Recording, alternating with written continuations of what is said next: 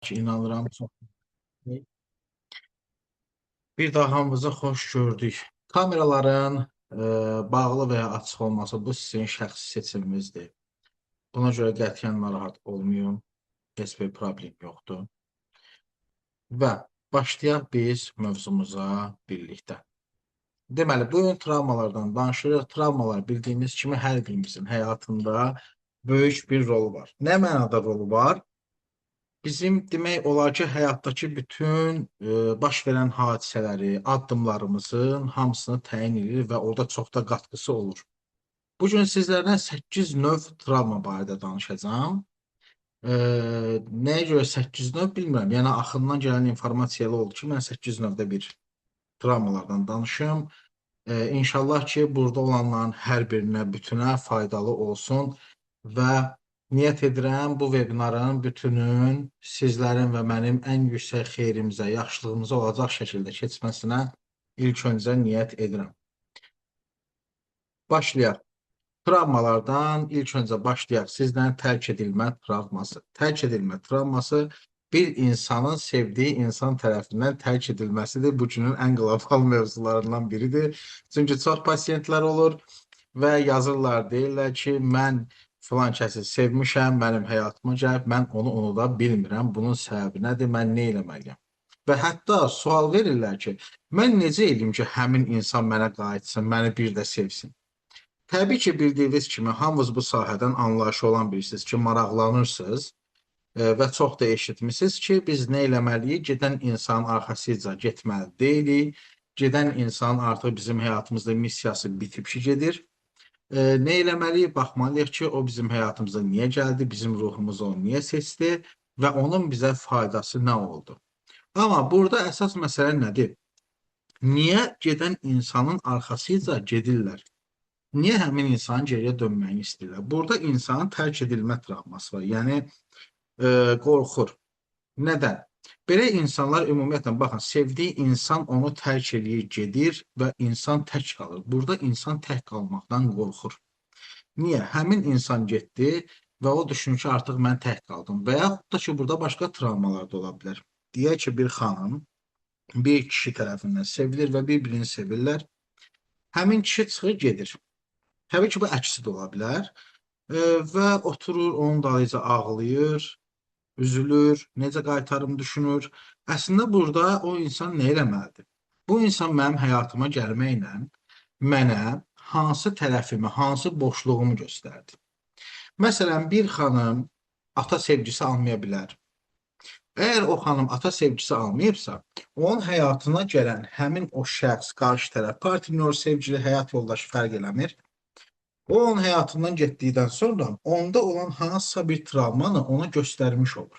Və həmin insan oturub baxmalıdır ki, tamam da yaxşı, bu getdi, mən bundan ayrıla bilmirəm. Məndə hansı boşluğu doldururdu? Bəlkə də ata ömür boyu onun başına bir sığal çəkməyib, amma gələn bu şəxs onun başına bir sığal çəkir. Və şuuraltı deyir ki, get onu gətir. Çünki şuuraltı boşluğu sevmir, bunu hamınız bilirsiniz. Şuuraltı boşluğu sevmədiyi üçün o insan çıxıb getdiyinə görə artıq orada təhlükə sezir. Bundan sonra bunun başına sığalı kim çəkəcək? Ona görə də o, həmin insan başlayır gedəni qaytarmağa, yəni qayıtmasını istəyir. Və belə də olduqda, təbii ki, hamı yüksək şuur səviyyəsində olmadığı üçün müəyyən alt şuur səviyyəsinə uyğun olan davranışlara keçirlər ki, özünüz bilirsiniz, mən burada heç onlara da demək istəmirəm. Gedəni məcbur qaytarmaq və yaxud da ki, arxasıca getmək, ağlamaq, sızıldamaq, depressiya vəziyyətlərinə gedib düşmək və s. və ilaxır bu cür vəziyyətlərə gedib düşür. Bu bizim travmalarımızdan biridir ki, tərk edilmə travması. Digər travma isə gələndə rədd edilmə travmasıdır ki, bu nədir? Bu qəbul olunmamaqdır, istənilməməkdir. Yəni, rədd edilmək travması. Bu da insanda nə cür problemlər yaradır? Özünə güvənsizlik, insanlardan uzaqlaşma. Və belə insanların həyatda baxanda çox vaxt görürsən ki, belə insanlar keçmişdə hər hansısa bir mühit tərəfindən, müəyyən bir insanlar tərəfindən qəbul olunmayıblar və yaxud da ki, evdə onu həmişə gözdən kənar görüblər. Və belə insanlarda rədd edilmə travması olur. Belə insanlarda özlərinə güvənmir. Özünə güvənmədiyi təqdirdə nə edəcək? Həyatda heç bir addım ata bilməyəcək. Atmaqdan da o addımı qorxacaq. Niyə? Özünə güvənmir və başlayır nə edir? Ancaq kənardan təsdiq axtarmağa. Belə insanlar ətrafınızda var, bəlkə də görmüsünüz. Çox vaxt nə deyirlər? Gəlirlər deyirlər ki, mən filan bir iş görmək istəyirəm. Nə deyirsən? Bunu eləyim. Bu paltar almaq istəyirəm. Bax gör yaraşır mənə. Yəni adam oturur ancaq orada təsdiq axtarır. Yəni öz fikri olmur. Niyə? Çünki zamanında öz fikri oldu, onu rədd elədilər. Sanki bir klandan onu qovdular. Yəni bizdə o klandan qovulma, istədim ki, Talih Matrixasının 20-ci arkanında da var ki, mən təlim keçəndə Talih Matrixasından tələbələrə də deyirəm ki, 20-ci arkanı əgər sən ayın 20-si doğulmusansa, xəritəndə sənin 20 varsa, sənin birinci tapşırığın bilirsən nədir? Qohumların ətrafında olan insanlara baxma. Klandan qovulan kimsə varsa, gedib onu arxaya qaytarmaq. Yəni həmin o klana geri qaytarmaq. Bu da travmalardan biridir. Başqa bir travmamız da bizim alçaldılma, yəni utanma travmasıdır ki, burada nələr baş verir? Təhqir olunmaq, utandırılmaq. Belə insanlar özlərini dəyərsiz hiss edirlər, özlərini ifadə eləyə bilmirlər. Bəli, alçaldılma, utanma harda olur? Çox vaxt belə deyim sizə, seanslar işləyəndə baxırsan ki, ya bu məktəb mühitində olur. Yəni şagirdlər tərəfindən, öz sinif yoldaşları tərəfindən və yaxud da ki, ailə daxilində. Məsəl üçün, ailə, ata, ana və bu şəxs uşaq vaxtı gedir harasa, elədiyi bir hərəkətə görə ailə üzvləri o stolun başında, o məclisdə, o qonaq getdiyi bir evdə bu uşağı utandırırlar. Məsəl üçün, deyirlər ki, utanmırsan, sən buna hərəkət deyirsən. Burada artıq bu sözü deyirlər və uşaq orada utanır, qızarır, pörtür. Amma belə də normalda bir sinə deyirlər. Deyirlər ki, görürsünüz necə əxlaqlı, mədənidir, qıpqırmızı pörtdü. Yəni belə düşünürlər. Amma ki, bu belə deyil də, sən onu utandırırsan. Sən ona başqa cür izah edirsən. Hətta bizim o vaxtı biz uşaq olanda neyinirdik ki, otururduq, şəxsən mən elə olmuşam. Çünki hamının travması olub. Düzdür, bəzi çox psixoloqlar normal yanaşmırlar özlərinin travmalarını demək, amma mən utanmıram, mən deyirəm. Yəni o vaxtı mən geri oturduğum məclisdə otururdum, mamaya belə baxırdım ki, görün nə vaxt gözü ilə belə eləyəcək ki, otur, hə, ye. Mən onda yeməyi yeyərdim. Yəni belə insanlarda da alçaltma, utanma travması var və utanma travması da olduğu təqdirdə belə insanlar neynirlər? Harasa getməkdə utanırlar. Məsəl üçün, hər hansısa bir məclisə gedəndə, bir insanlar içərisinə çıxanda utanırlar, çəkinirlər qırağa. Hətta sizə deyim ki, hər hansısa bir kafe restorana belə gedəndə, deyək ki, mən gedirəm və kafe restoranlar olsun, fərqi yoxdur. Mənim üçün oturacağım yeri özüm seçirəm və çox vaxtda mərkəzdə bir yerlərdə oturmaq istəyirəm. Amma adam var ki, mənim yanımda gedib deyir ki, yox, mən mərkəzdə oturmaq istəmirəm, mən istəyirəm gedim o küncdə otur. Təbii ki, bunun da şuur altında başqa bir proqramları var. Yəni o utancaqlıq məsələsi də insanda hər hansısa bir travmadan gəlir ki, zaten bu gün də söhbətimiz bizim travmadır. Digər travma isə qalanda biz xəyanət travmasından danışırıq ki, aldadılmaq. Bu gün insanların ən qlobal belə problemlərindən biridir. Və belə insanlarda bilirsiniz nə problem yaranır? Güvən problemi yaranır, həddindən artıq nəzarət hissi olur. Bəli, xəyanət gözəl bir şey deyil ki, fərq etmir qadın və yaxud da kişi. Xəyanət eləyən insan ilk öncə təbii ki, özünə xəyanət eləmiş olur. Bu başqa bir mövzudur. Amma biz burada nəyi araşdırmalıyıq? Bu insan bizim həyatımıza gəlməklə bizim həyatımıza gəlib niyə xəyanət elədi? Məsələn, mən bu canlı yayımlarında da demişəm ki, mənim pasiyentim olub, mən onunla xəyanət mövzusunu işləmişəm, amma necə işləmişəm? Özü istəyib ki, Rüfət bəy, mən istəyirəm mənim həyatımda, yəni birinci həyat yoldaşım mənə xəyanət eləyirdi. Bəs istəyirəm bunu araşdıraq. Deyirdim, mən də dedim ki, heç bir şey də istəyirsə araşdıraq, amma halbuki o xanım, yəni ailə həyatı qurub da yenidən. Artıq onun gözəl bir, xoşbəxt bir ailəsi var. Sadəcə ona maraqlıdır ki, bu adam mənə niyə xəyanət elədi? Səbəbi nə idi? Mən bunu bilmək istəyirəm. Mən onu seansa aldım və həmin insanda o birinci həyat yoldaşı artıq heç həyatda yoxdur. Onu alanda, yəni həmin energetik alan açılanda, biz onun şuur altına enəndə mənə qayıt dedi ki, mən bir qapı görürəm. Bunu deyəndə belə dişlədim də barmağımı ki, ayda biz gedirik reqressiyaya. Dedim neçə dənə qapı görsün, dedi bir dənə. Şükür elədim, dedim ay Allah, yaxşı ki bir dənə qapı görüb. Getdik girdik qapıdan içəriyə, mən də nəzarət edirəm və qayıt ki, hə, mən bir dənə xanım görürəm, oturub orada ağlayır. Hə, tamam. Bax da gör nədir vəziyyət. Yaxınlaş söhbət elə bundan. Yaxınlaşdı, mən dedim suallar ver, filan filan filan sual ver. Başladı suala vermə. Birdən qayıt ki, bu qız ağlayan qız. O filan kəs var, ha, onun ruhudur ki. Ha, deyirəm, hə, nə gözəl, lap əla. Sevindim mən buna. Bəs yaxşı. Ona kim neyinib ki, ağlayır? Deyir, yox, deyir ki, mənə xəyanət edib bir nəfər. Deyirəm, kim xəyanət edib? Mənə bir kişini deyir, göstərir və o kişinin yanına da apartmını bax ki, elə öz ruhudur. Məsələ burada nədir? Keçmişdə də bu ona xəyanət edib deyə, indi bu həyatda da karmasını yaşayır. Bu, yəni bir növ sizin üçün bir açıqlamadır, istədim bunu danışım.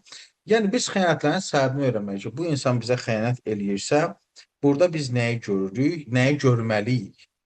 Nəyi görməkdən də əlavə bunun bizə faydası nə oldu? Yəni faydanı görmək çox da rahat bir iş deyil. Hər kəsin qəbul edəcəyi bir şey deyil. Çox çətin məsələdir. Bu gün hamı deyir ki, mən filan kəsə bağışlamışam. Bax deyir ki, mən filan kəsə bağışlamışam. Bəs o mən elədiyinə görə cəzasını alacaq. Demək sən bu sualı verirsən, sən demək tam onu bağışlamamısan. Bağışlamamağın olduğu təqdirdə də sənin artıq həyatında fərqli-fərqli problemlər zaten yaranacaq. Yəni xəyanət yaşayırsansa əgər, bu xəyanət travman varsa, sən o xəyanətlə bağlı şuuraltı seans almalısan. Şuuraltı seans almalısan ki, sən həqiqətdə biləsən ki, o insan səni niyə xəyanət elədi? Çünki sənin ruhun onu seçmişdi.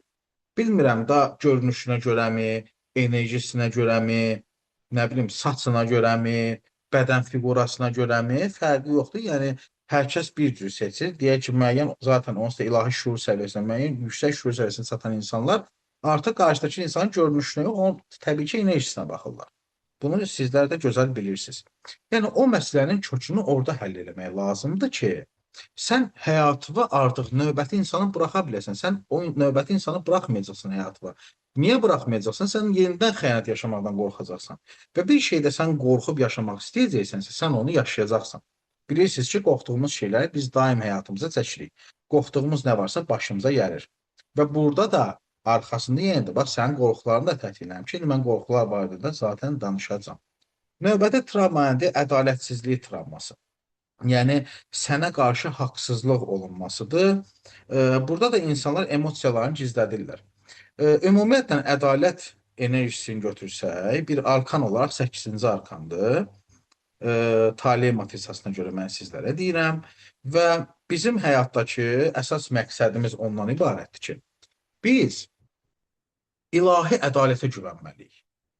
Yəni bəzi insanlar deyirlər ki, mən həyatda ədalətliyəm, mənim üçün əsas ədalətdir, mən hər yerdə ədalət axtarıram, sanki belə wow bir şey girmiş kimi, elə gözəl danışır kimi. Amma 8-ci arkanın mənfisində insan oturur, hər yerdə ədalət axtarır. 8-ci arkanın müsbətində olanda isə hər şeyi sən zaten ilahi şuur səviyyəsinə görə normal qarşılayırsan və bu olmalıymış kimi qarşılayırsan. Ki, yəni bu olmalıydı, baş verdi. Amma mən burada nəyə güvənəcəm? İlahi ədalətə güvənəcəm. Çoxlara sual verir ki, ilahi ədalət nədir? İlahi ədalət Allahın ədalətidir. Yəni, zaten Allahın ədaləti yer üzərində təcəlli eləyir. Məsələn, otururlar, baxırlar ki, çoxları nə deyir? Afrikada uşaqlar susundan ölür, uşaqlar acından ölür. Tamam, anladım səni. Sən bir insan olaraq, yaradılan bir varlıq olaraq ki, hamımız bir varlığıq, yaradılan bir varlıq olaraq sən Afrikadakı uşağın acından, susundan ölməyin görürsən. Bəyən bunu Allah mı görmür? Sən Allahdan daha mı mərhəmətlisən, daha mı ədalətlisən? Deyir, yox, öyle şey var. Deyirəm, bəs onda niyə arxasıca düşmüsən ki, o uşaq niyə susundan ölür, acından ölür? O, onun ruhunun proqramıdır. Sənin də öz ruhunun proqramı var. Niyə Afrikada doğulmadın, gəldin Azərbaycanda doğuldun? Bunu sən seçdin. Sənin nəsil xəttin var, sənin öz keçməli olduğun bir yol var. Sən öz, belə deyim, dünyaya gəlməklə valideynlərə öyrədəcəyin bir şeylər var ki, bilirsiniz yəqin ki, Hər bir ruh bu dünyaya gəlməklə öz valideynlərinə bir şeylər öyrədir. Düzdür, bəzi valideynlər düşünürlər ki, mən övladlarıma nə söylədirəm. Amma mənə görə bu əksinədir. Yəni, övladlar valideynlərə bir şey öyrədir ki, mən bunu dəfələrlə şahid olmuşam. Ki, yenidən valideyn olub ki, mənə deyib ki, mənim övladım evdə məsəl üçün deyək, bunu görür və aparıb bunu görmür. Bunu görür, götürür, aparır evdə gizlədir. Niyə belədir? Uşağın psixologiyasında nə problem var? Deyirəm, tamam, uşağın psixologiyasında bir problem ola bilər. Mən uşaq psixologu deyiləm. Amma problem səndədir. Deyir, nədir ki, məndə problem? Deyirəm ki, sən hamilə olduğun vaxtı nə aparıb gizlətmirsən? Deyir, hə, düz deyirsə, mən o vaxtı deyir, hamilə olanda deyir, 0 deyir, pivə içirdim, gizlin. Onu deyir, gizlədirdim, içirdim. Deyirəm, indi gördün, uşaq gedib əşyaları gizlətməklə sənə nəyi göstərir? Və yaxud da ki, uşaq olur ki, gəlir valideyninə, söz deyir, o onun cavabını verir, öz haqqını başlayır tələb eləməyə. Və valideyn də deyir ki, uşaq mənim sözümə baxmır, mən bunu tərbiyələndirməliyəm. Ya vurmaq temalarından istifadə edir və yaxud da ki, başqa versiyalardan istifadə edir. Mən o valideyn deyirəm ki, yaxşı. Və sən özün heç haqqını tələb edən olmusan. Deyir, yox, mən deyir, bizim dövrümüzdə nətər olub ki, elə valideynlə gəldi, qapazı vurdu başımızdan, deyirdi ki, otur yerində biz də elə eləyirdik. Deyirəm, indi gördüm uşaq sənə nəyi göstərir. Haqqını tələb eləməyi, fikirlərini ifadə eləməyi. Deyirəm, bu gün sən ağzından səninlə artıq boğaz çakranda da problem var. Daxilində saxladığın məsələlər var. Digər məsələ, digər travmaya gələndə emosional laqeydlikdən danışacağım ki, bu da sevgi çatışmazlığıdır. Yəni, uşaqlıqda sevgi, qayğı görməmədir. Belə hallarda insanda boşluq hissi, sevgini qəbul etməkdə çətinlik hissi. Yəni, bir insan, mən az öncə də dedim, sevgini qəbul etməklə bağlı bir problem yaşayanda, avtomatik olaraq, yəni bu cür travması olanda sevgini qəbul edə bilir. Sevgini də qəbul eləmədiyi təqdirdə, yəni həyatında sevgisizlik yaşayır. Bu sevgisizliyi də əgər sən yaşayırsansa, təbii ki, sən həyatına qarşı cinsi ala bilməyəcəksən. Məsələ heç qarşı cinsindən getmir. Ha, baxın, sevgi, taley matrisasına görə, sırf tarotda da əsas 22 major arkan var. Burada 6-cı arkan sevgi arkandır. Sevgi aşiqlər. Hamı elə düşünür ki, mən sevgini ancaq qarşı cinsdən almalıyam. Xeyr, məsələ təkcə bu deyil. Sən sevgini oturub hər hansısa bir kinoya baxmaqla, oturub hər hansısa bir özünə uyğun seçdiyin bir fəaliyyətlə, ətrafındakı dostlarla sevgini ala bilərsən. Amma 6-cı arkan mənfidə olanda, yəni bu sevgisizliyi bir insan yaşayanda, başlayır sevgini daim qarşı tərəfdə axtarmağa.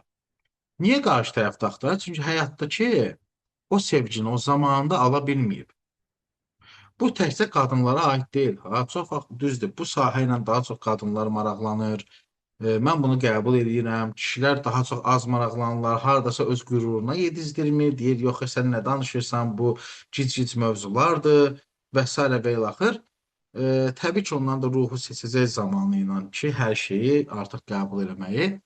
Yəni, bu təkcə qadınlarda deyil, kişilərdə də belədir. Uşaq vaxtı sən o lazımı qayətdə sevgini almayanda, sən avtomatik olaraq böyüyəndə də o, belə deyim də sizə, başlayacaqsan o sevgini axtarmağa, amma yanlış yerlərdə. Baxın, bu günlərim çox insan, məsəl üçün, çox insan deməyək də, biraz sözümü də səhv anlamayın, yəni baxırsan ki, oğlandır, cavan bir uşaqdır, 20 yaşı var, 22-23 yaşı var, gedir 45, 40, nə bilim, 50 yaşında biri ilə bir münasibət qurur. Deyir, sevirəm. Əslində bu sevgi onun şuur altında olan travmasıdır. O qarşındakını əslində şuur altında ana yerinə qoyur. O ona görə də orada sevgisizliyi yaşayır. Bax, uşaq vaxtı o sevgini görmüyor və indi götürür qarşıdakını ana yerinə qoyur, ana obrazını qoyur. Bu xanımlarda da var. Ata obrazına qoymaq var. Çünki atadan o sevgini almayıb. Və bu cür fəsadlar gətirib ortaya çıxardır ki, bunların da onsuz da hamısının həlli seanslarda mövcuddur. Digər travmamıza gələndə qorxu və təhlükəsizlik travması. Ümumiyyətlə qorxular. Mənim əslində ən çox sevdiyim bir mövzudur qorxular. Niyə?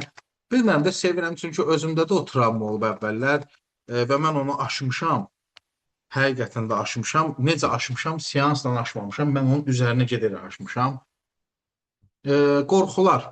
Qorxular əslində çox gözəl bir şeydir. Bəlkə də güləcəksiniz, amma mən qorxuları sevirəm. Nə mənada sevirəm? Qorxular bizim həyatımızda böyük rolu var. Məsələn, qorxular bizim həyatımıza necə idarə edirlər? Siz yoldan gedirsiniz, təmir işi gedir bir binada və yaxud da çox güclü bir külək əsir. Ağac görürsünüz ki, da əyilib qalxır da. İçindəki o səs və yaxud da beynin, sənin şuur altın sənə deyir ki, o binanın altından gedib keçmə. Niyə keçmə? Çünki orada təmir işi gedir, başına nəsə düşər, sən ölərsən. Burada qorxun sənə xidmət elədi. Ona görə də qorxu gözəl bir şeydir. Qorxusuz insan, tam qorxusuz o insan olur ki, məsəl üçün, yəni qorxu sənə xidmət edir, bu məndə də belədir. Qorxu mənə xidmət edir, normal bir haldır. Yəni insan götürüb özünə xəsarət də yetirə bilər, amma yetirmir. Çünki o qorxu var, mənəsi olar. Gözəldir. Amma vay o gündən sən o qorxulara başlayasan xidmət eləməyə. Onda oyun başlayır. Axşam otaqda qaranlıqda yata bilməmək və yaxud da ki, qarşındakı insana bir sevgi addımı ata bilməmək, axşamlar çölə çıxa bilməmək, evdə tək gəzə bilməmək və yaxud da ki, çöldə mənim elə pasiyentim oldu, adam deyir, mən çöldə tək gəzə bilmirəm, qorxuram. Burada ki, sən qorxuların əsiri olursan, qorxuların sən əsiri olduqda, artıq qorxular sənin həyatında hökm sürür, bütün həyatı və ələ alır və sən bir addım atmaq istəyəcəksən. Məsəl üçün, heç bir biznes xəyalın var və yaxud da ki, özün üçün bir iş qurmaq istəyirsən. Yəni, bu günlərim kimi deyim, məsəl üçün, mənim də izlədiyim müəyyən səhifələr var, mən onlara baxıram. Deyək ki, məsəl üçün, hamının bir yaratdığı ya bir meditasiya yeri var, ya bir, məsəl üçün, yoga yerləri var. Məsəl üçün, sən olacaqsan, yoga üzrə deyək ki, mütəxəssis. Əla. Amma düzdür, ora kimi də təbii ki, qorxular yenəcəksən. Mən sizə ümumi bir misal çəkirəm. Amma düşünəcəksən ki, bir dənə yer açım, filan əşyaları da alım, mən burada işləyim. Qorxular səni idarə edəndə sən onu eləyə bilməyəcəksən. Niyə eləyə bilməyəcəksən? Çünki birdən mən oranı açaram, pasiyent olmaz, bataram, pulum ziyana gedər, itirərəm, ziyana getmiş olaram. Hələ sən qorxuları yenməyə çalışdığın anda bir şeyi birincisi, bax, şuur səviyyəsi yüksəldiyi an, sən özünü dərk elədiyin an, o travmaların üstünə edirsən, ən çox təsir həmin vaxtlarda gəlir. Özdə kimlərdən? Ən yaxınlarından, yəni birinci ailə üzvlərindən, sonra dost tanışdan. Yəni sən o addımı atmağa başladığın an o qorxuların üstünə edəcəksən, İlk öncə sənin ən yaxınların deyir ki, neyinirsən, sənin başın xarabda oturmuşsan da yerində. Gedəcəksən yenə bir 5.000 də orada batıracaqsan. Ətrafına deyəcək ki, neyinirsən, 1000 dənə elə yer açan var da, filan kəs açmışdı, tanımır ha. Prosto kafadan atır. Filan kəs açmışdı, batırdı. Və bu cür təsirlər altına düşüb tətiklənəcəksiniz. Yenidən ya əvvəlki vəziyyətə qayıdacaqsınız, ya da deyəcəksiniz, yox, mən üzərinə gedirəm.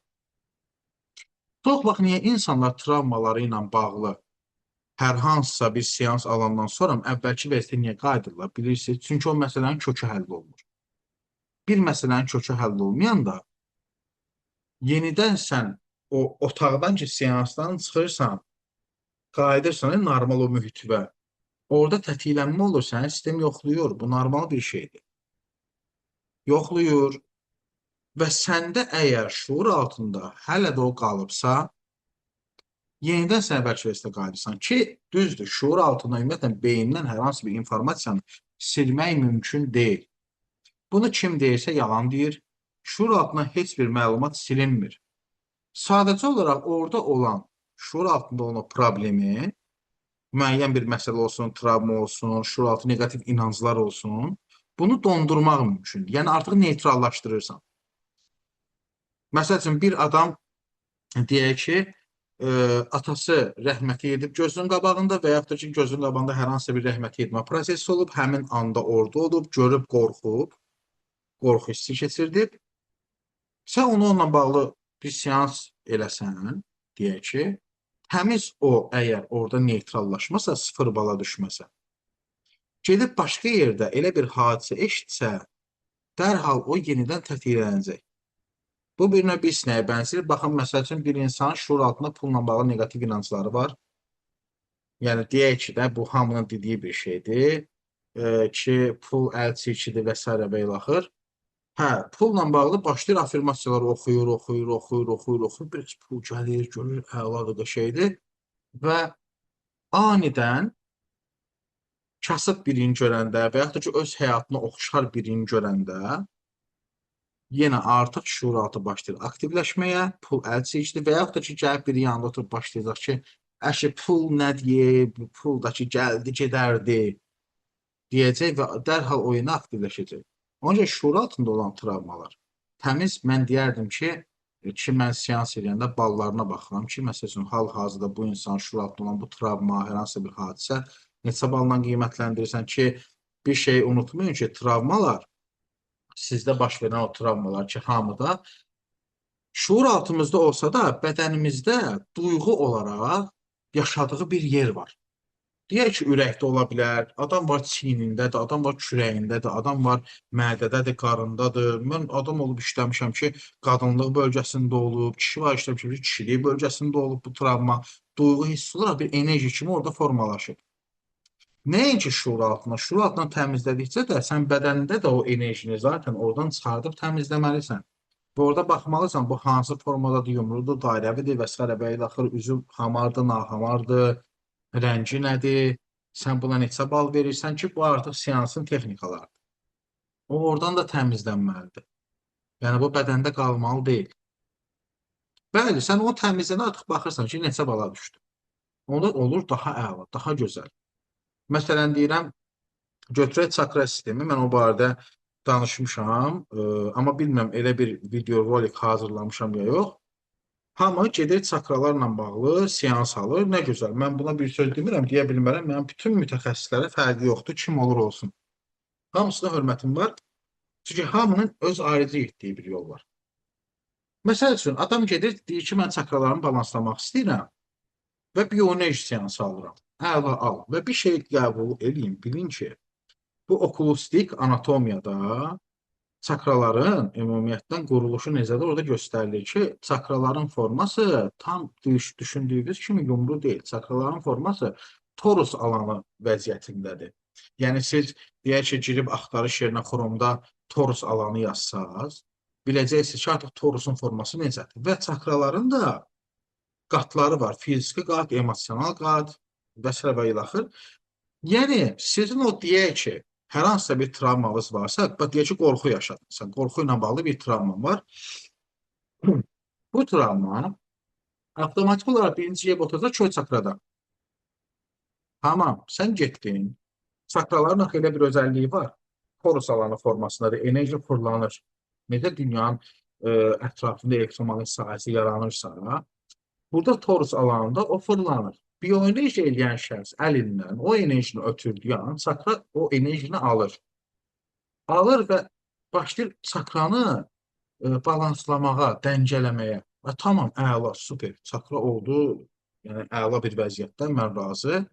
Amma həmin o sənin o qorxu yaşamışdın, travman ki var idi, oturmuşdu kök çakranın bir qatında, bax o travma da həll olunur. Ona görə də insanlar çakralarını dəngələyirlər, bir müddət sonra yenə ehtiyac duyurlar ki, bir də yenə dəngələyim. Düzdür, təbii ki, həyatda yaşadığımız hadisələr, yəni ətraf mühit, bəli, onun dəngələnməsində bir problem yaradır. Amma biri var ki, sən, məsəl üçün deyək, kök çakrada bir problem varsa, gedəsən ayağını qoyarsan torpağa, müəyyən afirmasiyalar deyəsən, bu təzyiq aktivləşə gələr ki, zaten çakra bağlanmır, heç vaxt bağlanmağı yanlış düşüncədir. Çakra bağlananda insan ölür, bunu düzgün çatdırmırlar insanlara. Biri də var ki, orada travma qalıb, sən seans almısan, aktivləşdirmirsən kök çakranı. Amma travma orada qalıb. O travma yenə tətiklənəndə çöl çakra yenə başlayır bloklanmağa. Ona görə də çakralarımızı məndən sizə məsləhət təbii ki, tələsməyin 7-sini də bir gündə açım, hamısını aktivləşdirin. Bu elə də rahat bir şey deyil. Çalışın ayrı-ayrı çakraları aktivləşdirməyə keçin və hər çakrada hansı travma oturubsa, ki buna əminəm 100% ki var, bir-bir o travmaları da həll edin. Digər tərəfdən gəlirik travmanın nəyə? Dəyərsizlik travması. Mən ümumiyyətlə 8 travma özüm üçün yazıb hazırlamışam ki, düz əsas axından onsuz gəlir danışırıq, amma sadəcə istərəm ki, sizə 8 haqqında danışım. Dəyərsizlik travması daim tənqid olunmaq. Yəni bu nədir? Uşaqlıqdan və yaxud da ki, müəyyən bir həyat strukturu yaşayırıq, başqaları tərəfindən tənqid olunmuşuq və belə deyim də sizə, başlayır bu bizdə travma yaratmağa, özümüzü eləyirik nə dəyərsiz. İnsan da özünə dəyər verməyəndən sonra ətrafda heç kəs ona dəyər verməyəcək. Və bu gün çox insan bu gün onu yaşayır. Özünün dəyərini bilmir. Və özünə dəyər vermir deyə, yəni bu hamiləlik dövründə də ola bilər, özünün uşaq dövründə ola bilər, fərqi yoxdur. Ümumiyyətlə uğurlardan başlayacaq, qaçacaq, özünün dəyərsiz hiss eləyəcək və öz dəyərini görməyəcək, öz potensialını görməyəcək. Yəni, hamının dediyindən başlayacaq oturub durmağa. Özünü dəyərli bilməsi üçün nə etməlidir? Adam fikirlərini ifadə etməlidir. Yəni, fikirlərini ifadə etməlidir, öz dəyərini göstərməlidir.